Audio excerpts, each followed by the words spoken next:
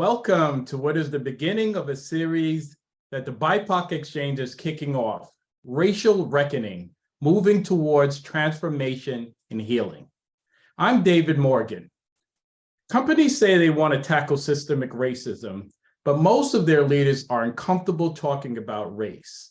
According to diversity and inclusion consultants, clients do not want to talk about white supremacy culture.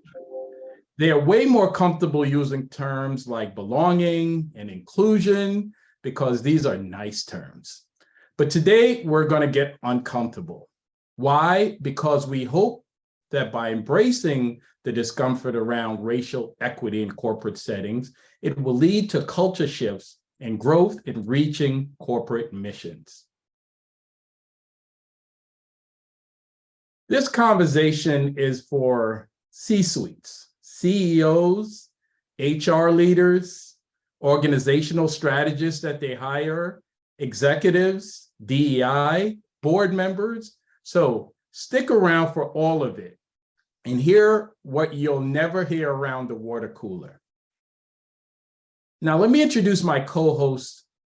Sui Lang Panogue has an extensive background working with political leaders in diversity, equity, and inclusion, diversifying political leadership, and also democratizing the media landscape, amplifying the voices of women and people of color. And now she is the Senior Vice President of DEI at Zions Bank. So she is the perfect co-host for this first installment as we look at good DEI versus bad DEI and why it matters. Thank you, David, and thank you to everyone who's tuning in to watch us live today. Today's guests are industry leaders leading meaningful and high-impact diversity, equity, inclusion work in a myriad of industries, including entertainment, media, politics, and business. We'll introduce each guest as we bring them on and dive deep into the state of DEI, exploring the question, where are we really? You'll also want to stick around for special guests and veteran journalists who all of us have been watching on MSNBC for years. Richard Lui, whose groundbreaking findings in the Diversity at Work annual report is being released today, hot off the presses. And a link to the report will be available to you here on the BIPOC Exchange. All right, Sue Lang. So given your background, let me ask you, how do you define what diversity, equity, and inclusion is? Particularly as we look at ISO 3415, which, as you know, are the generally accepted guidelines for developing inclusive workplaces, which obviously requires an ongoing commitment to diversity and inclusion to address inequalities in organizations, businesses, and the practices across industries. Have these standards that have been written out and widely distributed helped champions like you get the message to those in the C-suite? Thank you for the question, David. The ISO guidelines have helped many organizations establish a baseline of what DEI is, but defining what DEI means is an ongoing process that is most effective when uniquely tailored to each organization. At Zions Bank, we define DEI as the people part of the equation. There are three forms of capital in any given business strategy. You've got human capital, social capital, and financial capital. DEI focuses on strengthening the human capital and social capital components that lead to the sustainability and growth of your financial capital. One of the questions corporations are still facing that impacts their human and social capital is how to push past tokenism. And what's preventing companies from doing so? We know that tokenism shows up when companies lack systems, policies, and strategies to advance diversity recruitment and advancement into key leadership and decision-making roles. Our hope is to move beyond incorporating more diverse faces into digital marketing assets, websites, and social media platforms that may not accurately reflect the reality of these relationships. Let's turn to Dr. Maya Rockeymoore Cummings. Thank you for joining us today. Through your work as the founder and president of the Global Policy Institute, as a fellow at Brookings Metro, and you even did a TED Talk on the need for inclusion. You're a widely respected voice in this space. How would you rate the state of inclusion in organizations today? How far would you say companies have moved beyond tokenism? And what's the standard that needs to be set? Yeah, well, thank you for the good question. As you well know, the companies, especially after George Floyd was murdered several years ago, they re-upped their commitment on a broad level, saying that they were going to double down on diversity, equity, and inclusion strategies. And sure enough, we have seen a historic number of DEI officials being hired at firms and institutions across the country. However, I need to tell you this, that there is a broader effort happening that's larger than the companies themselves, that have the potential to undermine internal DEI strategies. One of this broad effort is that there is an attack by conservatives on the whole notion of ESG and DEI. And so what's happening now is that there's an effort to align governmental incentives and penalties with companies that actually basically pursue DEI strategies. They're doing this in the financial sector. So we actually have the plan that's being rolled out by conservatives on Capitol Hill to actually hold companies accountable for their DEI plans. They are seeking to basically undermine their ability to actually conduct business as normal. And they're calling this woke capitalism. So we're seeing at the state level, we're seeing state legislatures using their pensions to actually punish any company that is pursuing a robust ESG and DEI strategy. So what's happening internally is that these DEI representatives need to understand that the game is larger than their individual company, and that when they start to see actually budget cuts happening where DEI assets are being cut back, know that there's a larger game being played. Wow. Thanks, Mai, for that thoughtful answer. It's kind of a little scary. So it's been over 2 years since America's racial reckoning, and a place where we see tokenism play out most visibly is in the entertainment, media, and Hollywood in particular. As the founder of one of the top marketing agencies, Liquid Soul Media, and also a filmmaker and member of the Academy of Arts and Sciences, Terrell Whitley, you work at the intersection of the entertainment industry and corporate spaces.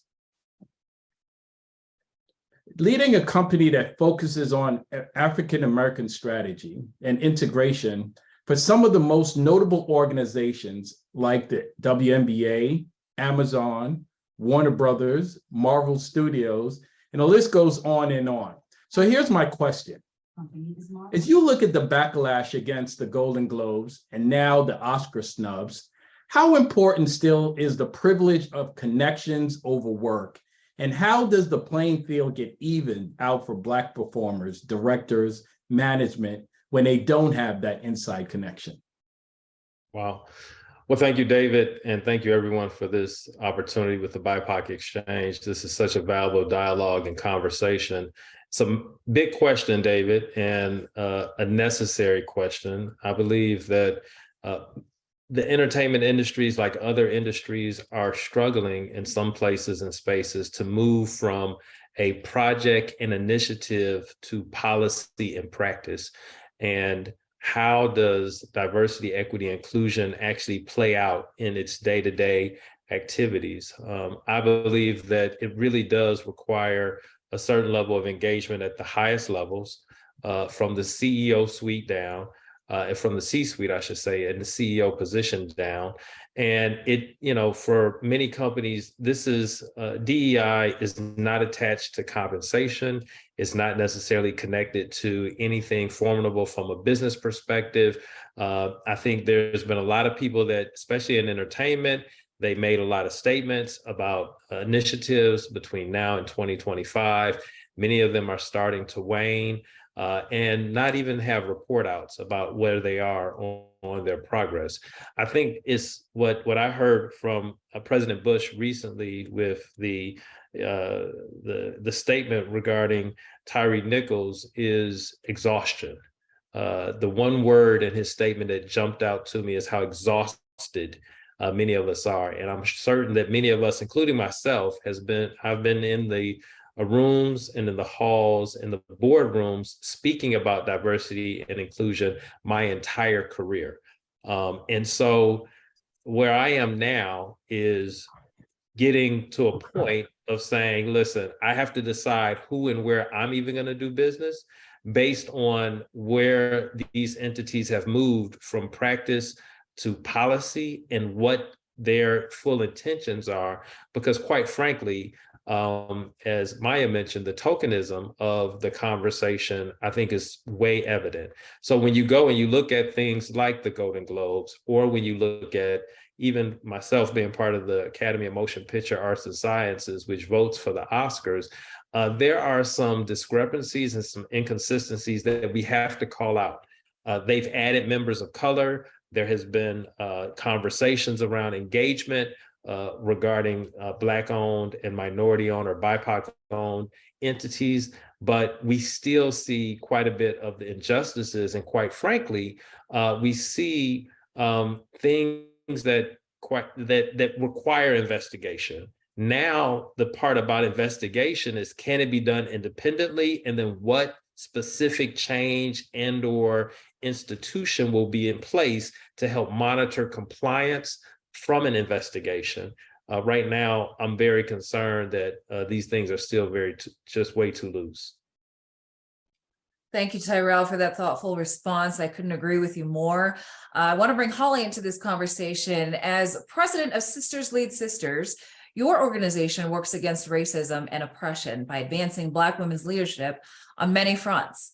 As a longtime political strategist and a lawyer, how would you assess the application of diversity, inclusion, and equity to policing and local politics, which are very tied to each other, particularly as we're all forced to contend with the most recent tragedy in Memphis, as Tyrell mentioned? Yeah, I think the first thing is, as has been stated, when we talk specifically around diversity, really just talking about the change in people. And so have we made progress in changing the faces? Yes. Is there still work to do? Yes. Unfortunately, just changing the faces alone is not a substitute for the real discipline of what it takes to advance strategies around inclusion and equity. Just because you look a certain way or are from a specific demographic and may in fact have marginalized experiences doesn't necessarily mean that you have the rigor and the discipline to understand what it takes to create an equitable and inclusive environment. And I think we certainly see that when we look at police departments, from training and keeping in mind in the Nichols case, this was a specific task force that was supposed to be specially trained to not have exactly what happened happen. We're looking at a very complicated situation where it's not just a white versus Black thing, but it's an inter-community dynamic. And I mention that because, frankly, we're at the space where we're not just talking about the faces anymore. We've really got to deal with what it takes to change culture. And changing culture means really understanding what equity means and not just focusing on changing the faces. I know one of my red flags when I work with my clients and they say, well, we just want to hire certain people, I already know that's a red flag, because what it says is that you're not really interested in examining institutions and structures, because that's what it's going to take. When we talk about racism, we know it is systemic, it is structural, it is institutional. And until we are dealing with it at that level, changing the faces is like playing musical chairs. Wow. Thank you so much, Holly. I mean, mic drop. So picking up on the impact of good DEI policies versus bad implementation, I'm going to turn to my mentor and friend, Spencer Overton, to look at the larger picture in the political arena. Spencer, after a decade of leading the Joint Center for Political and Economic Studies, the preeminent Black think tank, you've been dedicated to the improvement of the socioeconomic status of African Americans. So many questions, but here's a question I want to zero in on. Mm-hmm.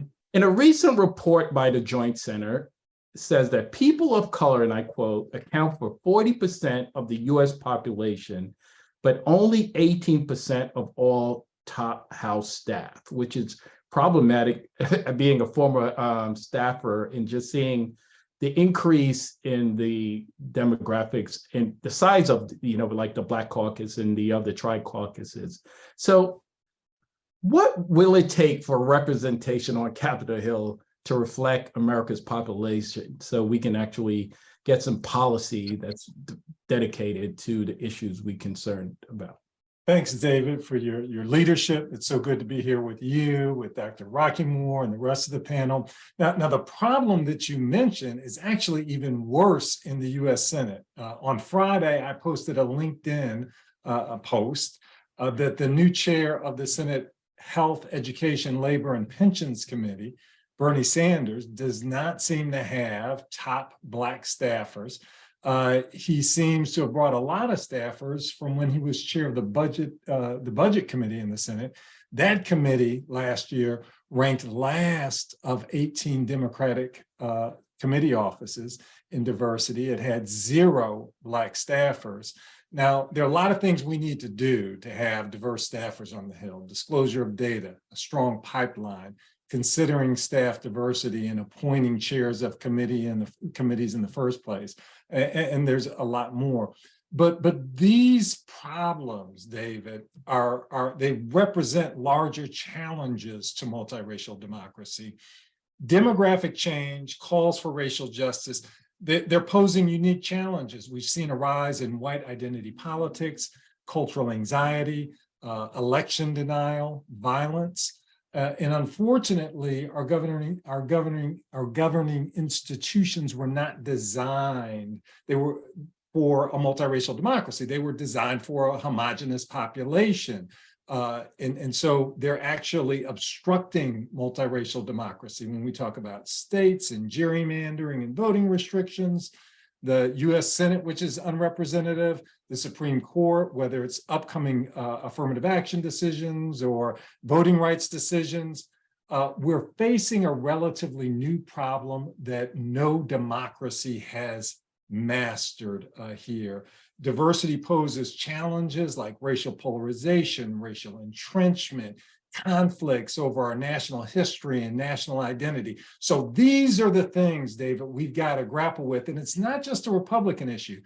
Black folks account for about 20% of Democratic voters, but Democratic members of the House and Senate struggle with staff diversity. We saw anti-Black comments by Latinx LA City Council members during the redistricting process here. So it's not just kind of a Republican issue here. This is something we're all challenged by. The question for our generation is how we figure out these challenges and create a real multiracial democracy and economy. So Maya, I want to come to you, and Spencer, you could weigh in on this too. Are we looking any better at the state and local level with regards to politics and policing and these issues around DEI, or is it sort of the same story?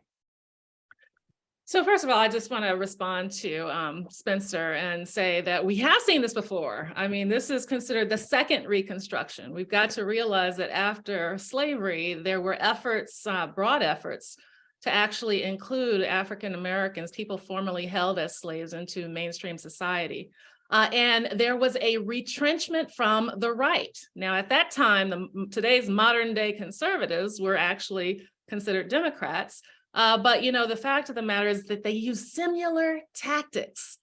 The kinds of, policymakers that we are seeing who are, basically denigrating African-American history and Black participation and going after woke capitalism so that they can cut off DEI. We saw a last sitting president of the United States actually sign an executive order saying that anyone who does business with the federal government cannot do DEI trainings, basically outlawing diversity, equity, and inclusion through executive order, which was promptly reversed, by the way, when the new President Biden came on board. But realize that we are in a broad scale effort to basically pull back from the civil rights commitments, from the laws that were passed as a result of LGBTQ advancements and women's advancements, And so this is a strategy that is taking place on the governmental level, on the entertainment level, in the corporate sector, in the philanthropic sector. It's all across the board. This is called basically retrenchment, but it's also called, an effort to actually reestablish what they call racial equilibrium from a white supremacy perspective. And so we have to understand that we're playing a game on multiple levels and across multiple industries. Yeah, Holly, I have to ask you to jump in just to get your perspective on this issue, because I got to tell you, I'm still a little mad about this weekend when I think of it all in context. So give us some insights on your perspective on this.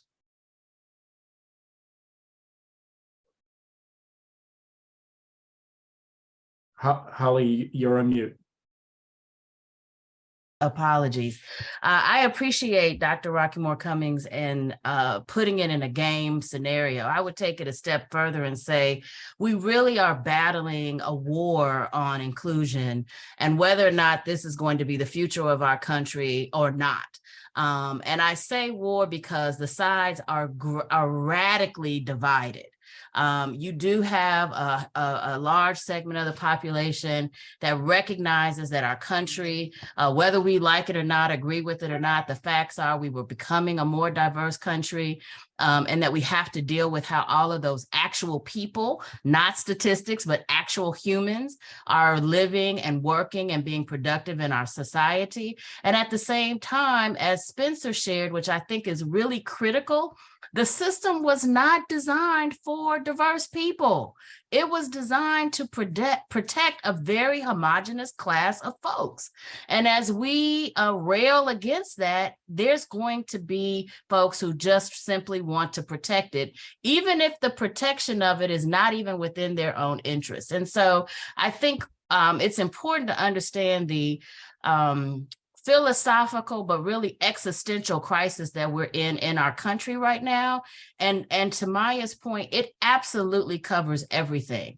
I think the other dynamic, which we don't talk enough about, is we act as if, being a part of a certain community predisposes you to one position or another.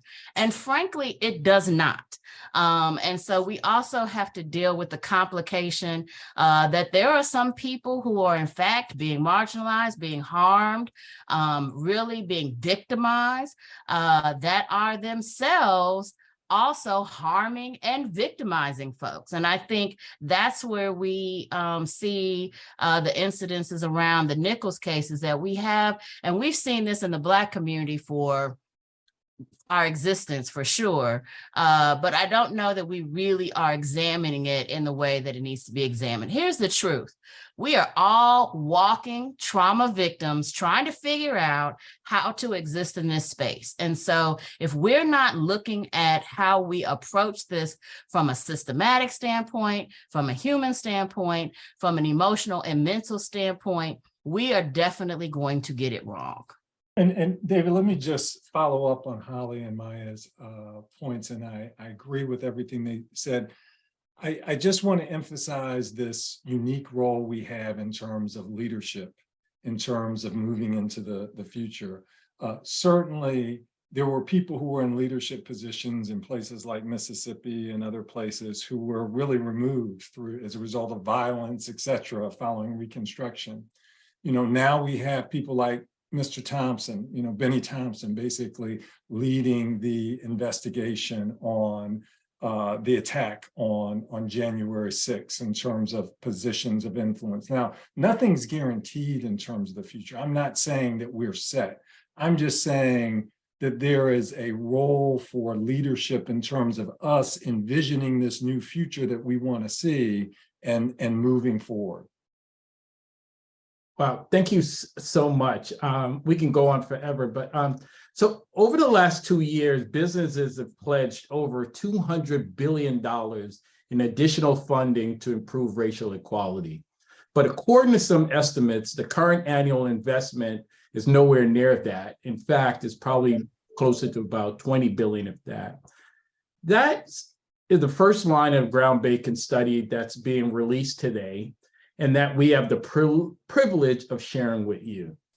And in just a moment, we'll have the incomparable Richard Lui, veteran journalist from MSNBC, to share some of the surprising findings in this inaugural Diversity at Work annual report. And here's a video of some of what Richard heard on his recent on-the-ground reporting at Davos. At Deloitte, for instance, this is our second year publishing our what we call the DEI Transparency Report. And I'll tell you, the first time we did it was 2021. It took a lot of courage, because, you know, putting it out there, transparency is a very powerful tool. And what happens is you have to put it out there without spin. You have to put it out there with facts. And you have to say, where are you today?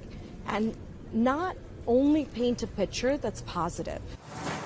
The scariest statistic I saw during the pandemic was that when most workers went home and were out of the office for a while, surveys showed their sense of belonging to the company they worked for declined.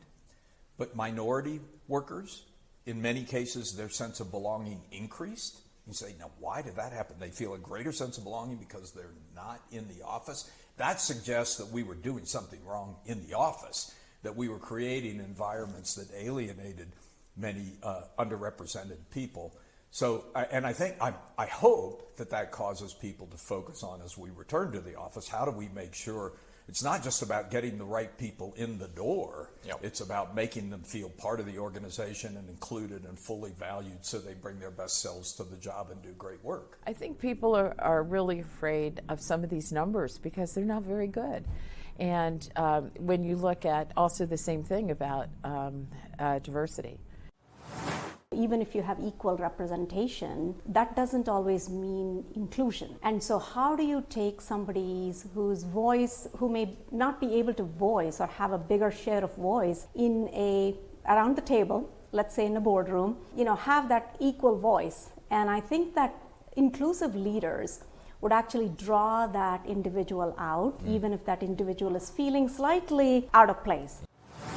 What we found is 1 in 6 women have considered a lawsuit because of the way they've been treated at work based on their identity or background. The results of the study just, again, validate what those of us of color, women of color, know and have experienced throughout our careers. For women of color in business, there's multiple things we can do. First is to make sure all of our programs and our attention includes them, right? We should not assume all women have the same workplace experiences. So employers really need to think about all the different intersections that their employees represent. Is DEI a fad? It's not a fad, and here's why. It's not a fad because the rising importance of talent is not a fad. Let me give you a statistic. So 50 years ago, if you looked at the balance sheets of the Fortune 500 companies, what you would see is that 80% of the value was tied to physical stuff.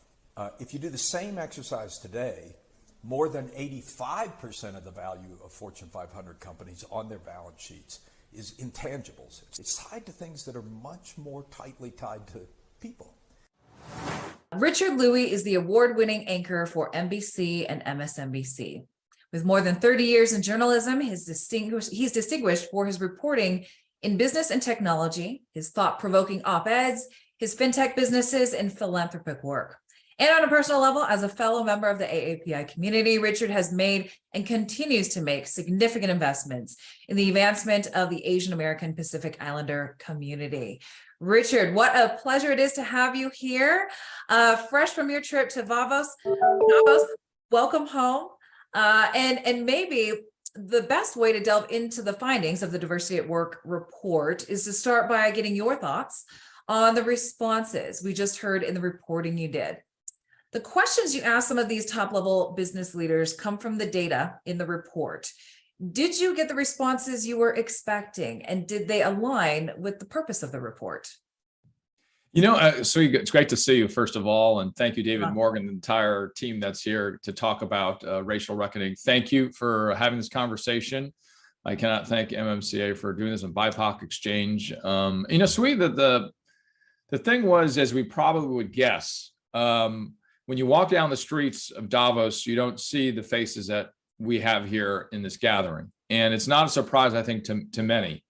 And so when you ask the questions about those of different backgrounds, what their thinking is at the executive level, which is the most important, I believe, in terms of a tops-down perspective of how we're going to change things with executive leadership and corner offices, their answers, as you heard just some of them, and these are the folks that actually opted in when I reached out and said, yes, this is a conversation we need to have, is that we're still learning the words, right? We're still even learning how to talk about it.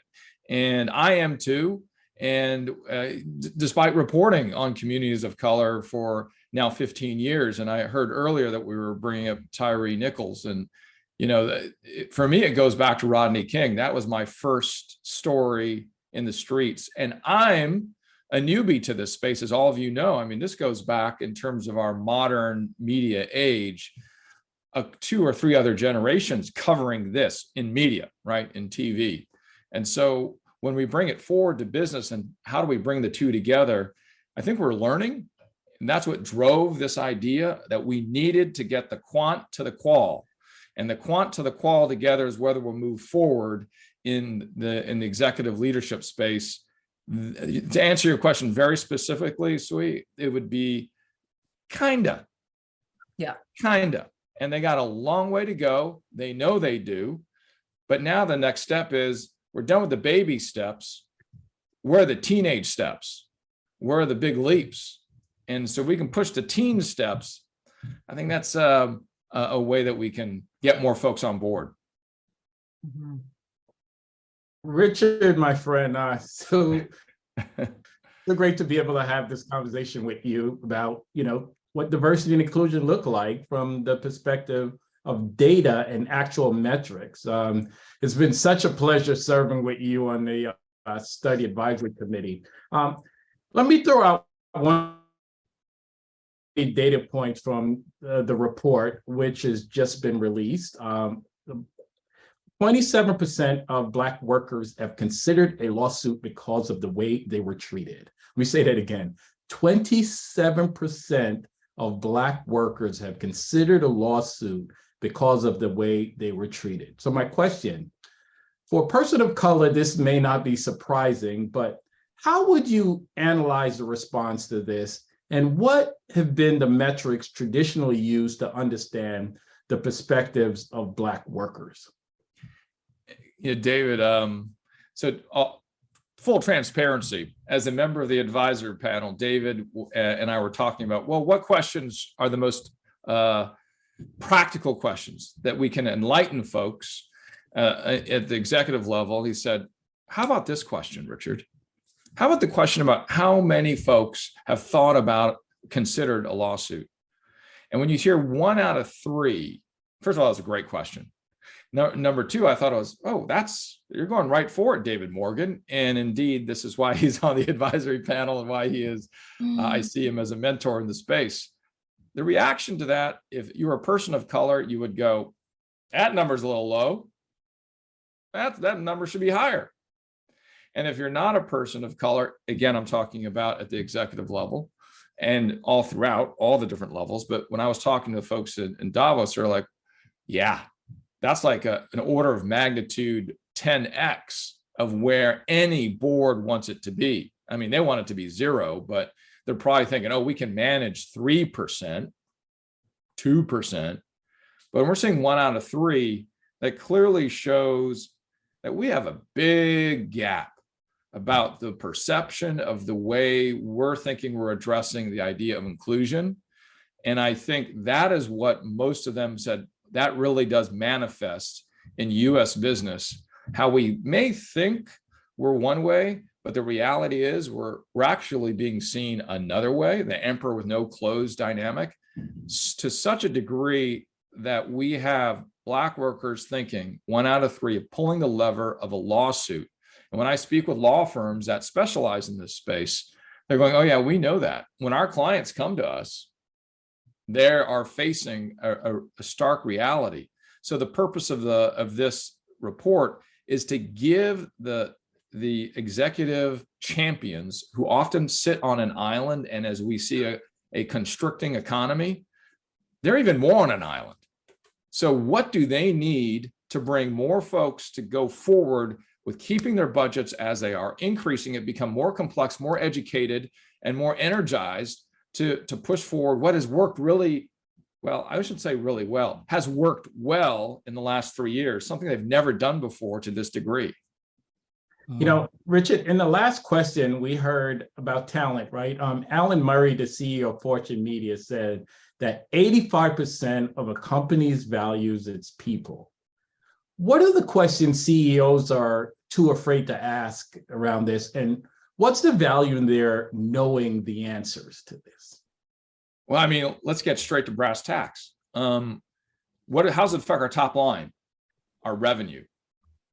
What is the value that all of our employee set gives to this inclusivity, right? I'm spending money, I'm spending brain power and brain time on it. What's the real return? And when we see 18 to 29-year-old Black workers saying it is worth 14% as a pay raise if I have a more inclusive environment, on top of that, that I also value the fact that if I have a more inclusive environment, I'm gonna invest more time, and if I don't, they're also the group that's the highest at risk in terms of lawsuit. So I think when we think of the real numbers that they care about is how do I keep my entire team to stay and be happy, basically. And if that 14% pay raise doesn't tell you it's worth investing in DEI, ERG, and BRG and inclusivity, then that's something that they are missing. I mean, a data point below that is that when you talk about retention, 3 in 4 Black workers are more likely to stay longer at a company if they have these inclusion programs we've been talking about. That's a slam dunk. I mean, that is a slam dunk. 3 in 4 are likely to stay longer at their organization. So look, I mean, these are things that I know everybody on this great group know in their heart. And the idea is like, how do we give these numbers to those who are in the learning space and are hungry to say, okay, I can take this now to the board to get my budget where I need it to be. Wow, Richard, I am just so inspired by your remarks. I find them so fascinating. And just wanted to point out as well, working in corporate diversity, a lot of these corporate diversity programs and initiatives were started in response to the number of cases, discrimination cases that were being filed in an effort to protect the company's assets as well as mitigate risk. So this conversation is still so relevant in 2023. One last question for you, Richard, before we let you get back to your extremely busy schedule. Who is doing well at diversity in industry when it comes to gender? And I'm the biggest champion for male allies because I work a lot in the women's leadership spaces. And what have you heard still needs to be done to improve the work environment for women and across all gender identities? Sweet. It's going to be tough to say who's doing well because then who isn't, right? I think the majority are in the learning space. And I think the big opportunity here is women of color. And I think the way we're looking at women when it comes to inclusion is it's a one big bucket of women. But then why do men get to be Black men and Latino men and Asian men and Indigenous men, right? Or older and younger? Women are often the bucket. They don't get to be women of color. And they are the most of all the groups when we were looking at the statistics, and the gender report is not out yet, Sui, but it really blows open the fact that and it's not for the purpose of division, it's for the purpose of understanding difference to find sameness. And when you look at where women of color stand in business, they are the most underseen. And as well, they don't have the mechanisms to move forward. We're talking about the Black Workers Report. You put in the intersection of women, and then we really start to see where we have to look a little bit more closely. One last point from the Black Worker Study is that we also looked at those intersections. So for instance, how is it that Black women at work versus Black men at work differ? And one of the things that was interesting is that when Black women were interested in diversity, they were very practical and got into the DEI programs. You know, roll up their sleeves, get moving. This doesn't mean that Black men did not, but for Black men at work, their concern was, well, make sure you get it right, because just because you have it doesn't mean it's good. So one of the reflections from what we learned is that we saw a high number saying, I like DEI programs, but the training is no good. It's not doing anything. And I was like, well, that seems to be clashing, because I'd figure you'd like both. And this is probably something you know very well in your practice, Sui, is that, well, if it's not good, then it's not good. Just because you have it does not mean it's good. And that was one of those, what we found unique to the Black Worker Report, is that it wasn't about who was doing it, is that you were doing it right. So even if it came from a Black leader or the Black community itself, if you weren't getting it right for the community, then you're not getting it right for the community. Well, thank you, Richard, for joining us and for your leadership on the report. I want to say that this is the first of a series.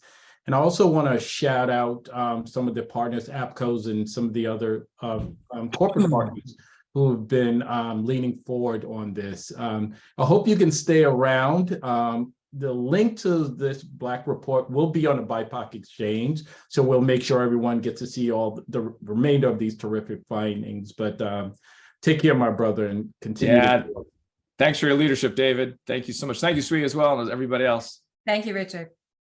Pleasure. All right, Terrell, I'm going to come to you. A CEO who advises companies, is there a return on investment to diversity? And what would you say that is? Sure. Well, great question. And I'm going to try to, there's a question in our chat around the woke capital as well. I'll try to address that as well. Let me answer your question first, David. There absolutely is a return on investment, and those things can be felt in different ways.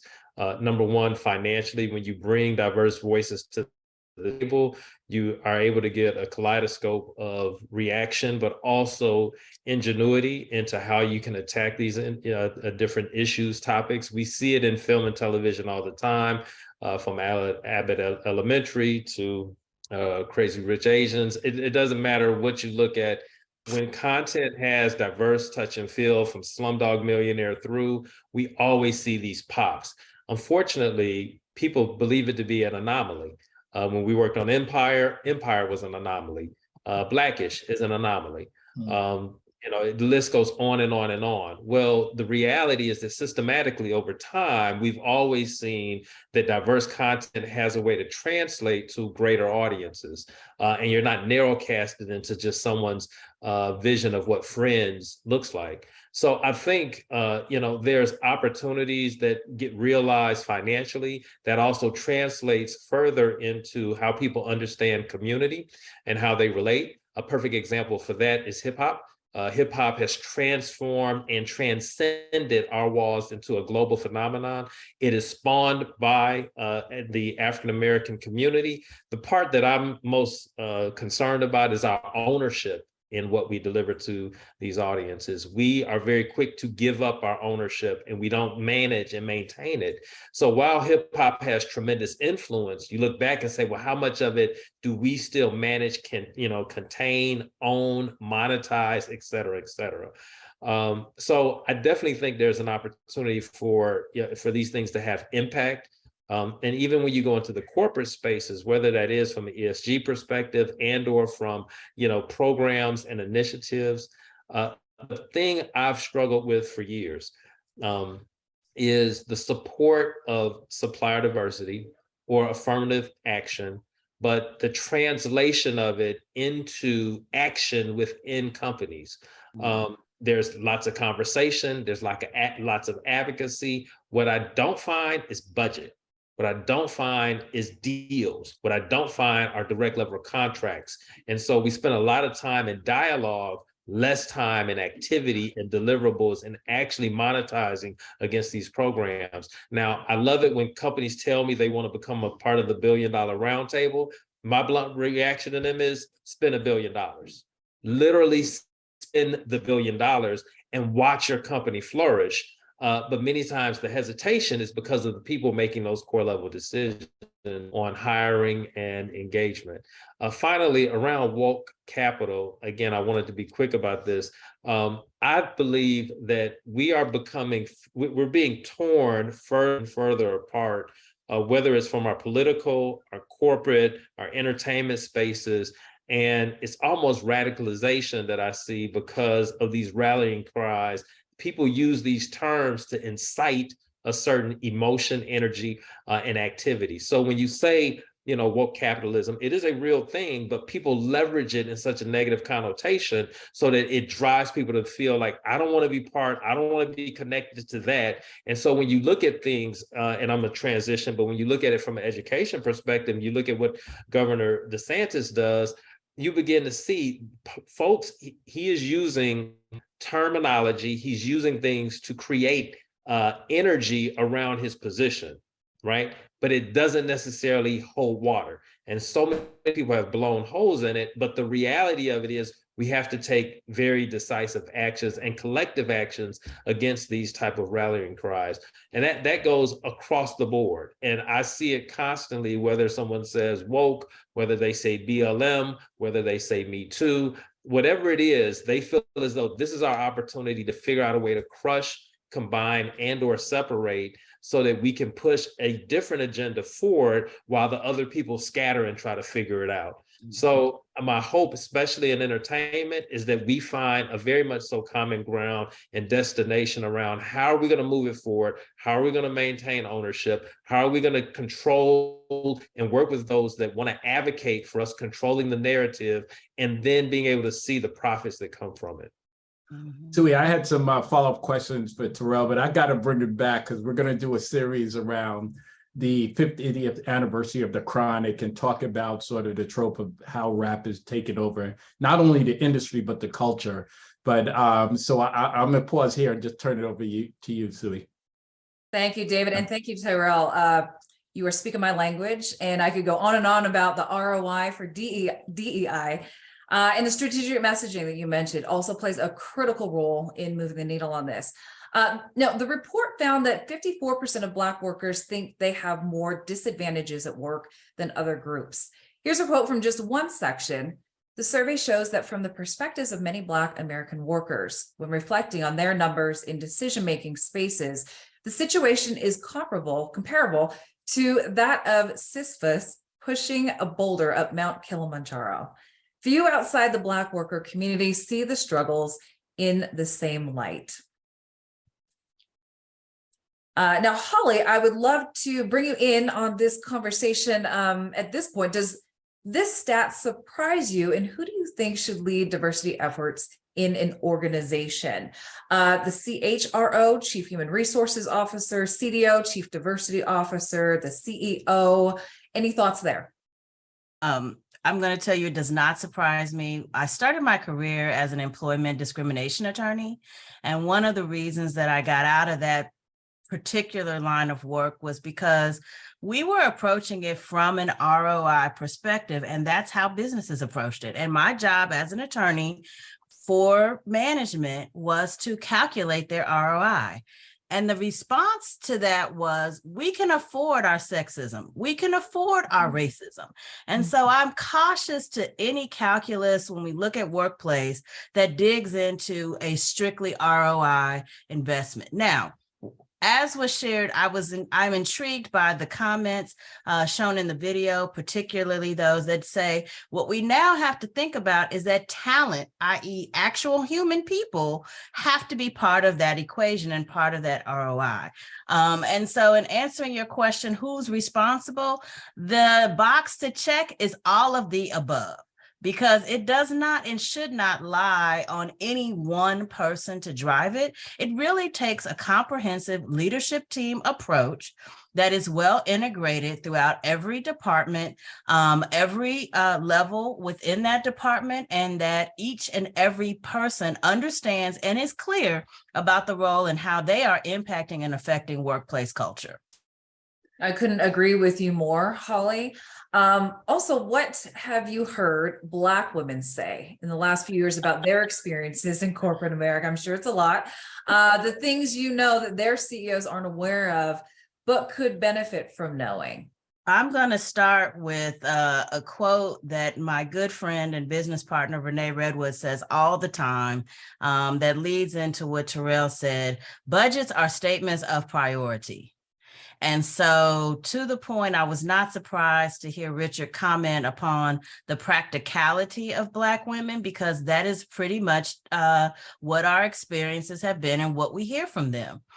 Yes, they believe in the existential idea of inclusion, but from a practical level, what they're battling against is real policies that affect their ability to care for their families, their ability to advance in a workplace setting, and consistently balancing that against harm that they are sustaining. And so they're looking for real solutions where they can grow, thrive, and be prosperous within the space. Love that. Maya, let me come to you. One of the big issues faced by Black workers is being othered and seen as less than. Clearly, this is a trope. How do you think organizations and corporate structures can work towards seeing Black workers and staffers as equal to and worthy of their positions, even exceptional, when we know that Black workers often work 5 times harder? My mom used to say that you're going to work 5 times harder to get half as far. So I should tell you, I mean, it's part of the larger culture of white supremacy to actually define Blackness as othering, and to define Black people as being less than intellectually, in terms of their contributions, et cetera. It is so pervasive, this bias, in terms of, it has its own term, it's called anti-Black racism. And people, and you see that carry forward in the work environment. Let me just say this, in terms of DEI, the academic studies show that when you have teams that are properly diverse, that companies can actually be more profitable. But we also know that DEI, has been something that's relatively new for many companies, and they don't know where to start. So they think that just by hiring people with the title is the only thing to do, when in reality is there's a science to DEI. You have to make sure that you have an equity audit, that you're understanding what you have a 360 of your corporate environment, that you actually have goals and objectives, not quotas, but goals and objectives in terms of how you want to impact supplier diversity, how you want to impact your diversity in various departments, how you want your board to look, what your policies look like, not just regard to hiring, but also with regards to inclusion. Do your diverse, employees actually contribute to understanding how the implementation of your products and services actually are being handled? So, for example, are your diverse employees telling you that this won't go over well in the Black community? In fact, if you put this out like this, you're missing X, Y, and Z in terms of the possible impact you could have, or the possible revenue you could increase. So, not just actually defining DEI as talent in individuals, but also the integration of what that talent can bring in terms of the products and the services that are offered by your company. Love all of that so much. Spencer, I want to bring you back in here. We heard a lot of the variables that affect closing the gap in inequity in the workplace. One of the ideas being explored is, what if DEI was only about recruiting and retaining top Black talent? Should companies recruit only at HBCUs and open offices in predominantly Black communities to invest in Black employees and applicants? Could this be a viable solution in your estimation?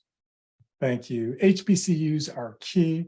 And they may be even more important after the Supreme Court decides the UNC and Harvard affirmative action cases. HBCUs like my alma mater, Hampton University, and many other schools, they just represent a great place for grad schools and employers to go to recruit, just outstanding talent. So yes, we need to invest in HBCUs, we need to invest in Black communities, and while they're important, HBCUs are not enough. HBCUs currently account for only about 10% of Black students who are in college in the United States. So we're going to have to be more creative about how to ensure that predominantly white institutions are more effective in recruiting, retaining, supporting students of color. An inclusive economy benefits everybody. A Kellogg Foundation study said that eliminating racial disparities would translate into an additional $2.7 trillion per year in US GDP, so a 13% boost in our GDP. So that's more customers for business, more taxpayers, more innovation, creativity to ensure that America leads the world in the new economy. Our history may have been based on low cost or no cost Black and brown labor. That can't be our future. That's not the future of the world's economy. Let me also just say this, and it's something we really have not gotten into, but I do want to flag it. Progressives who are skeptical of the motives of companies should not retreat from the ESG debate or diminish those who are working to advance and defend ESG. We all have an obligation to ensure that folks committed to equity inclusion fully appreciate the stakes of ESG here. Finally, I want to just plug the Joint Center's research on workforce policy at jointcenter.org. I want to put a special emphasis on a report that we asked Ron Machin and his team at Wilmer Hale to write, How to Advance Corporate Diversity in Compliance with the Law, a toolkit. I'll put a link in the chat.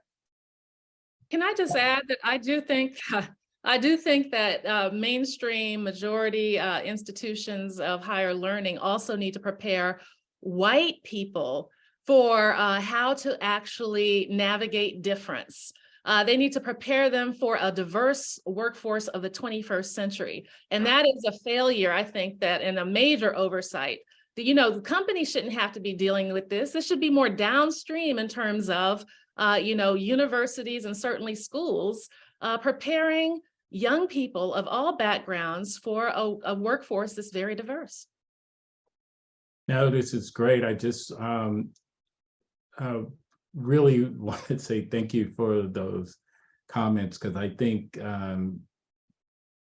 this is great. I just want before we're coming to a close, but I'm so impressed by what you're doing. And I know you have a book coming up. So just for a second, just tell us a little bit about where you are with that, the name, and when we can expect it to come out. Yeah, the book's name is Rageism, and it's looking at this issue of white nationalism and how it's implemented through the institutions of our government, but also through the institutions of corporations and other sectors of society. And it's looking at it specifically through the lens of when you actually activate this kind of culture and then try to seek to achieve your racial goals through our governmental institutions, the impact that it has on populations of color specifically, particularly in terms of health disparities in the case of my book primarily, but also economic disparities. And so, if we're actually moving towards a society that's going to be embrace diversity, equity, and inclusion, we have to make sure that our systems are working for all people. Otherwise, what we'll end up with is something that looks like apartheid South Africa or pre-65 America, 1965 America. And we don't ever want to go back there again. We have to be committed to a future that is multicultural. And that means that there are things that we have to do on the policy level, on the institutional level, but certainly on the societal and cultural level in the case of Terrell, to make sure that we are basically tackling this on multiple fronts. Mm-hmm. Well, we're out of time, so I really want to thank this amazing panel of stellar thinkers. Spencer Overton, Dr. Maya Rockymore Cummings, Holly Holiday, and of course, Terrell Whitley. Please check out their bios and links to their social media. I'm asking them all to be featured contributors on the BIPOC Exchange. And this panel could not have been as impactful were it not for my brilliant co-host and friend, Suilan Pinoke. Thank you, David. I just want to thank each of our guests for sharing your time, perspectives, and experiences with all of us today. It has been an honor to join all of you in today's conversation. And to your point, Spencer, I believe the work that we are all doing here in this space is moving us towards creating the most inclusive economy in the world. I want to remind everyone watching that you can find the full Diversity at Work annual report offering action-based metrics to executive leadership here on the BIPOC Exchange event page. Thanks so much, everyone. Hey, and I want to thank everyone watching for joining us for this first of a series of curated conversations on the BIPOC Exchange. Look out for upcoming discussions. We have one coming up on Black founders in tech that we'll be excited about. And not to be forgotten, as I mentioned, we're going to be celebrating the 30th anniversary of Dr. Dre's The Chronic and look at hip hop in the 90s. So please stay tuned for that. That's going to be really dope. So stay tuned. Finally, we want this to be a continuing conversation. So we're encouraging you to join the BIPOC Exchange and share your thoughts and insights. It's free, and these insights and commentary will be shared on our media wire for pickup by our member platforms. I'm David Morgan. Have a great day, everyone.